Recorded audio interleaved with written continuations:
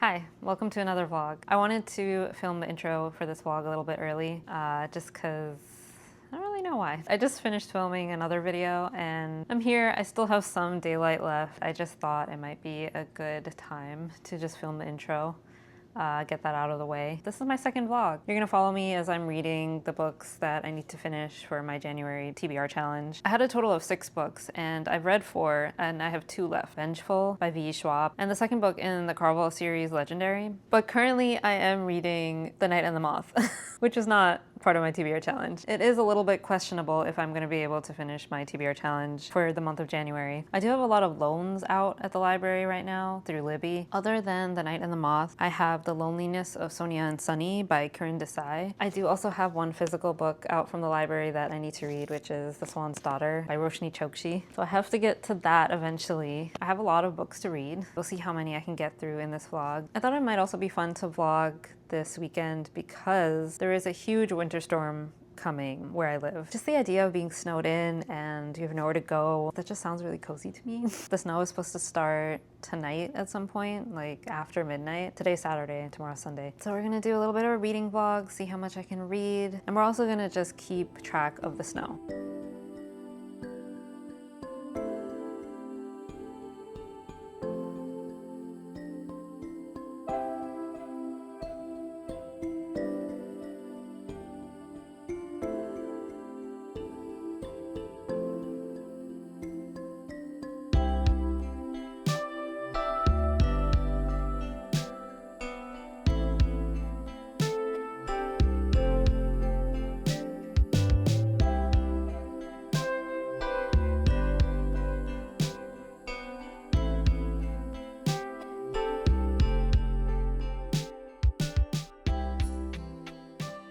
I'm on chapter 12 now. This is like about 40% in. My Kindle says I have 4 hours and 36 minutes left. I'm really enjoying the story so far. We're kind of seeing our main character, Six. She's left the cathedral at this point. She is starting to question her understanding of her world. Like, we're kind of seeing her worldview and her belief system fall apart as she is like, being exposed to life outside of the cathedral. We, the audience, are kind of learning about this world as well, and it has been pretty fascinating so far. The bat-like gargoyle is just really funny. He always messes up like common phrases or like says the wrong word, and it's just, I like those little moments of humor that Rachel Gillig has kind of included in this story. I thought I would get through more of the book than I did in the last 2 hours. I was getting a little bit distracted, so I think that's why I didn't get as far as I would have liked. The snow doesn't look like it's going to be letting up any soon, so we are going to keep reading. I'm just going to take a quick lunch break first, and then we will pick up where I left off with The Knight and the Moth. Snow stopped falling. So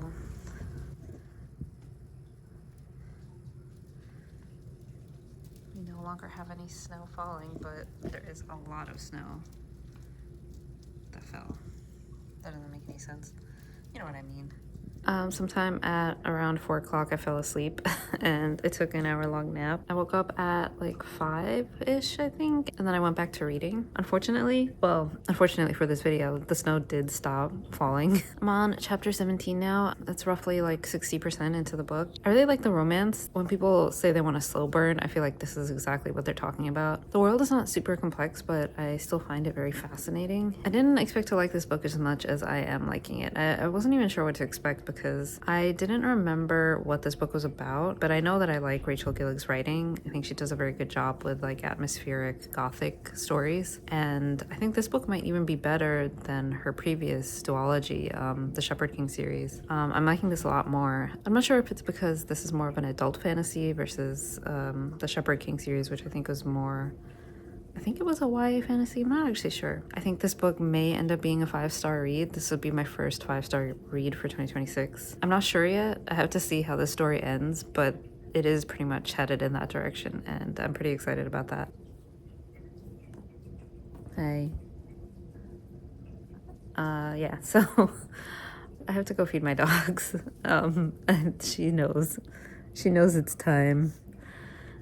So I'm gonna go do that, and then I'm gonna go make dinner. Well, I don't know what we're gonna do for dinner. I don't know who's making it. I'll give them dinner, then I'm gonna give myself dinner, and we'll go right back to reading. It is Tuesday now. It's somewhere around noon, I think, maybe like 12:30. I did end up finishing The Knight and the Moth by Rachel Gillig. I think this is gonna be a 5-star for me. That doesn't mean that I don't have any criticisms at all. It was very atmospheric. It was very like gothic. It was exactly what I remember feeling when I read the Shepherd King series, her first series. It was the exact same feeling. I think she's very good at writing these gothic atmospheric settings. The romance for me fell short a little bit. I don't know, I wasn't vibing with it for some reason. I think the love that she had for her sisters moved me a lot more than the romantic relationship did. I did really like the character of Six. I pretty much liked all the characters. I loved the gargoyle. I think that was really cute. I loved the twists at the end that you get. I love the world that Rachel Gillig built. There isn't like, it's not a very complex world building, but I feel like in certain books, when it's done right, you don't need that. I feel like we're getting just enough information to understand the story and to feel the impact of the events that happen. And I think the second one is coming out this year pretty soon, so I am very excited about that. But I'm ready to move on to the next book. So I finished The Knight and the Moth yesterday morning. Like, I fed my dogs, I had breakfast, then I just sat down and I read. I pretty much didn't read for the rest of the day. But then at night I did start reading The Loneliness of Sonia and Sunny. I'm liking it, but I'm not loving it. I feel like it's way too early to give any real thoughts on it because I'm only maybe a couple pages in. I'm not really vibing with it, and I don't want to force myself to read something that I'm not really feeling like reading right now. I do also have to finish the 2 books that are left in my January TBR. I am going to prioritize Vengeful over Legendary because I have been wanting to read Vengeful for a very, very long time. Some of the creators that I watch on YouTube, they do this thing where they are reading multiple books at the same time, and I kind of wanted to try that. I've always been like a 1 book at a time person, so I might jump between at least Vengeful and The Loneliness of Sonia and Sunny. And if I finish one of those, I will move on to Caraval. Otherwise, I might not get to this in January, which is fine.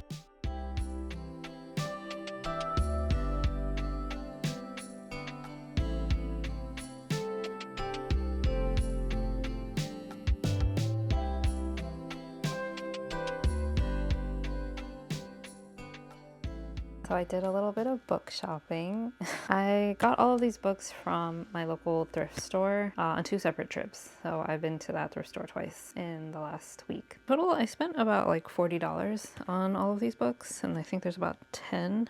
So on average, $4 a book, which is pretty good. Thought we could just go through them really quickly. Oh my god, it's so heavy. To start, which I'm really excited about because I heard that they're making this into a film or TV adaptation. I don't remember which one, but it's the first book in the Chronicles of Narnia, The Magician's Nephew. I got this really great like mass market paperback version of The Lion, the Witch, and the Wardrobe. I didn't realize that that was not the first book in the series. It's the second one. I'd already had plans to buy the first book. I grew up with the Chronicles of Narnia, so I'm really excited to like read the books that I read when I was a child, the ones that really made an impression on me. I think Narnia is a big one. Unfortunate Events series by Lemony Snicket is another. Both very popular in book series in their time, and still to this day. I'm gonna talk about that one later. This book, which is Heartwood by Amity Gage. This was a 2025 release, and I was surprised. I'm always surprised when I find like newer books on these shelves. I think this book is about this woman who gets lost in the woods in Maine, and she kind of has to figure out how to survive until she,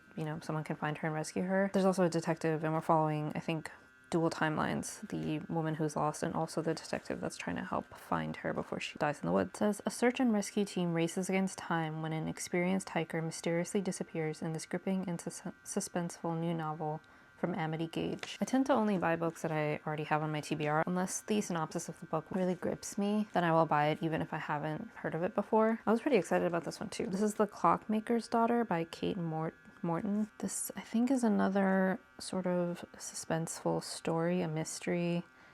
It's set in 1862, so it's also kind of a historical story. This is one of the books that has been on my TBR for many years. And there have been times when I've thought about reading it or planned on reading it, and then I just never ended up getting to it. It does have this a non-removable sticker on it, which is frustrating. But it is a Costco edition exclusive and it has a bonus chapter. And then I found a copy of Brave New World by Aldous Huxley. This is a book that I have read before. I read it in high school, and I kind of wanted to read it again as an adult, because when I first read Brave New World, I really didn't like it. I thought it was weird. There's certain parts in this book that are really uncomfortable. I think my perception of the book was also affected by the teacher that I had. So yeah, I mean, I've been really wanting to read classics that I've read in high school, and also the ones that I never got a chance to read because they weren't in my curriculum. And this is one of the ones that I have read but wanted to read again. The last book I got on this trip, so this is the most recent trip, it's a nonfiction, and it is kind of like a psychology book. It's called It Didn't Start With You by Mark Wolin. Kind of talks about kind of the trauma that we inherit from our parents and our grandparents, and trauma that's just passed down through generations, generational trauma, and what role that plays in our health. I think it's also supposed to give you insight into how to break those patterns. I do want to start reading nonfiction. I feel like nonfiction is something that I always want to read, but I never actually get around to it. There's a lot of books on my shelf. I mean, pretty much every nonfiction I have on my shelf at this point, I have not read like cover to cover in its entirety, which I guess for nonfiction you don't have to read the whole thing, but I want to put more effort into reading at least parts of some nonfiction books. I was thinking about doing one nonfiction book per quarter. I feel like I'm discovering my New Year's resolutions for books as I'm going through the new year. Maybe I'll do a video about my New Year plans or like goals and stuff, because I didn't really know what my goals were when the year started. Now I feel like I'm kind of discovering them as I'm like reading and choosing the next book that I want to read and stuff like that. We'll see when I get to it. I will talk about it for sure. I bought these books before I started this vlog, but I just wanted to talk about them really quickly. The first book I got was Even Though I Knew the End by C.L. Polk. This is supposed to be, I think, it's a kind of like a noir sort of style, or sort of theme, I guess. But it's also supernatural, and it is also a sapphic love story. It's also a magical detective that we're following. It's just like there's a lot of things going on in this book. I also like that it was a little bit small. I don't have a lot of small books. I feel like it's nice to just have a little short novel if you feel like you want to finish something in a weekend, but like within reason. I feel like this is a good option. And I know a lot of people, to try to meet their yearly reading goals, will look for small short books. Maybe this will be one that will work for me at the end of my year. At the end of the year for, you know, finishing my TBR. Then next we have Bitter Orange by Claire Fuller. This is again also another historical fiction suspense. What I don't know, historical mystery?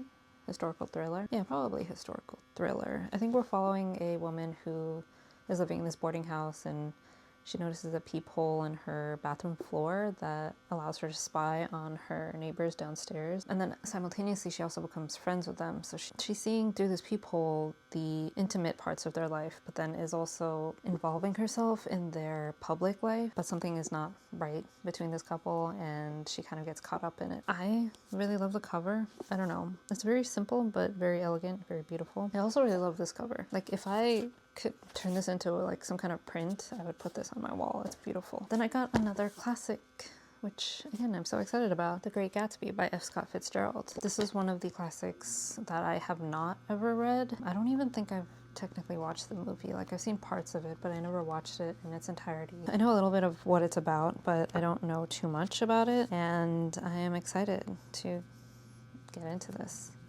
It also is a very thin book, but I know that that's just because it's tall. I think the regular book is a pretty standard sized book. Then the next book I got is Lies and Weddings by Kevin Kwan. And I don't remember, this was not a 2025 release, but it is a fairly new release, I think. 2024.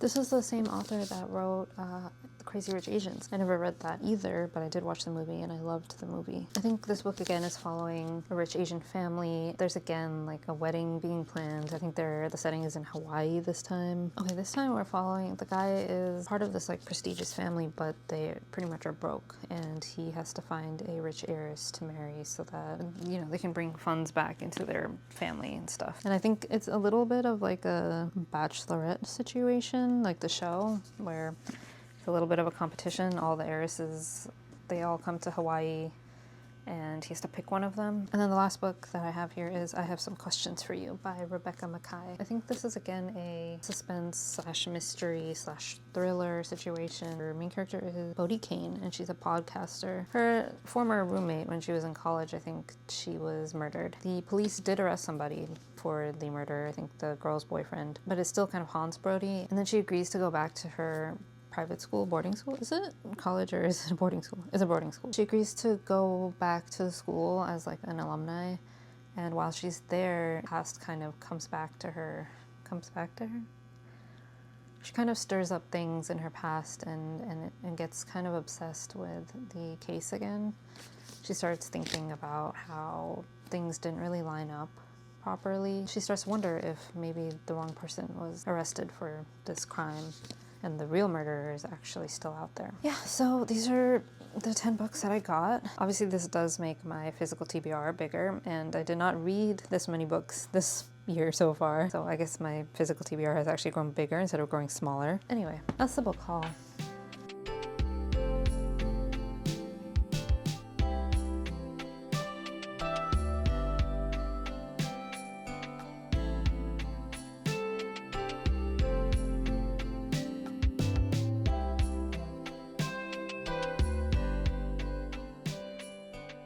I feel like I've made some progress in both books that I'm reading. In The Loneliness of Sonia and Sunny, I am on chapter 7. So far the book is not, I guess, what I was expecting it to be. I feel like I didn't realize that it was more of a literary fiction than a romance. I feel like I'm not fully understanding the humor in some of the scenes or some of the dialogue. I feel like the humor was kind of like just going right over my head. But there are a lot of quotes in here that I feel like talk about loneliness in such a validating and beautiful way. Like, for example, if you are lonely, you feel ashamed, and the only relief to your shame is being alone, which is what makes you lonely in the first place. Or this quote, eventually loneliness and snow became the same thing in her mind, lighter than air, made of nothing. Only upon tackling the stuff did you realize it had piled too heavy to yield. I don't know, I feel like a lot of the quotes in here about loneliness really hit so hard.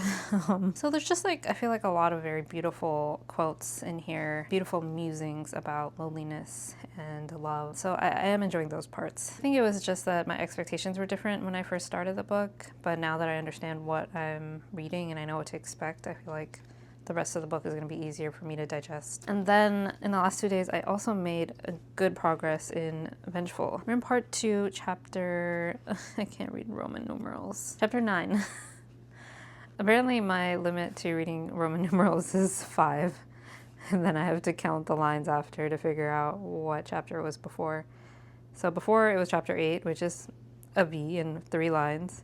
And then 9 is I and an X. I don't know why I'm describing to you Roman numerals and what they mean. Yeah, I am on chapter 9. I feel like this book has been just flying by, and not in a bad way, like in an absolutely the best way possible. I do feel like I'm getting a little bit confused because we are following multiple characters like we were in Vicious, but in this one, and I don't remember if the first one did this as much, but like we're also following multiple characters at different periods of time. So we're like jumping back and forth, and at the same time we're also following multiple characters, so it's hard to remember where you are in the story when that happens, but I'm doing my best to keep up. I mean, I think if you just have a general idea of the events of the book, it shouldn't be too much of an issue. As far as the contents of the book, I am enjoying it a lot. It's too early to say if this is going to be 5-star, but I am having a fun time with it. I think it is just as good as the first book. I have so many questions, like I am wondering how certain things are going to turn out. I am going to hold off on reading The Loneliness of Sonia and Sunny just for this week because I just want to make sure that I finish the books I said I was going to read this month. On top of that, I am enjoying Vengeful more than I'm enjoying The Loneliness of Sonia and Sunny. Not necessarily because this is a better book than this. I'm more in the mood for something like this. I'm on the edge of my seat reading this, whereas like The Loneliness of Sonia and Sunny, it is interesting and it's making me think a lot about love and loneliness and what it means to have people around and how much of a difference that makes in your life and in your well-being. But also just like, I'm just having so much more fun with this book, which is, I feel like is such a mean thing to say, but it's true. some more fun book. And I kind of want to keep my spirits up right now. So I can't believe that I'm saying that I want to use this book to keep my spirits up. Anyway, I just am enjoying this more. So I think I'm probably going to keep reading this one. I wonder if I can finish this today. That would be pretty crazy. I do have other stuff I have to do. But like I said, I'm moving through it so quickly. I feel like it's possible I could at least finish it by tomorrow. So yeah, that's what I'm going to do. We're going to read Vengeful. Let's go.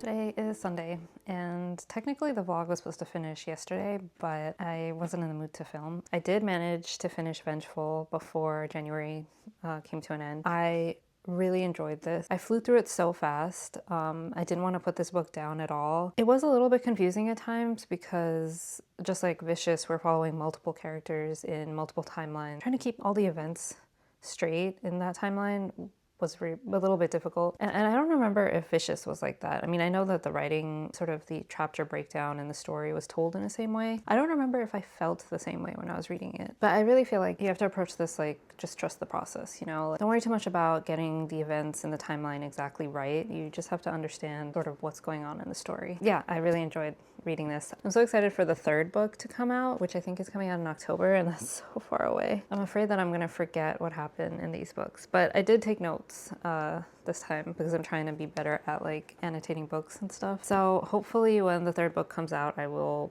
be able to just reference those notes and remember what happened in the previous book. I finished Vengeful on the last day of January, so that means that I did not have time to get to Legendary, which was the last book that was on my January TBR challenge. I haven't fully decided or committed to what I'm going to do about that. I think I'm just going to kind of create a backlog of books that I was supposed to read in previous months and try to get to them in February. So I think February is going to be a very busy reading month for me. I'm not even sure I'm going to do a February TBR video. I kind of already know what I'm going to read. I already have at least 6 books. Yeah, so I mean, I'm pretty much set for February in terms of like what I'm going to read. We're at the end of the week now, and that means that we're at the end of this vlog. I hope this vlog was marginally better than my last one. I still like have no idea what I'm doing, so all of this is like a discovery sort of situation for me. I'm not even used to like sharing my life online, even on like personal channels. I'm just like, I don't know what I'm doing, pretty much. I'm gonna continue to make vlogs, so that means that I can only get better from here. It only gets better from here. I joined YouTube partly because I wanted to find a community of people that I could, you know, talk to and interact with, and I would love to have you here. But yeah, subscribe. Thank you so much for watching, and I will see you soon.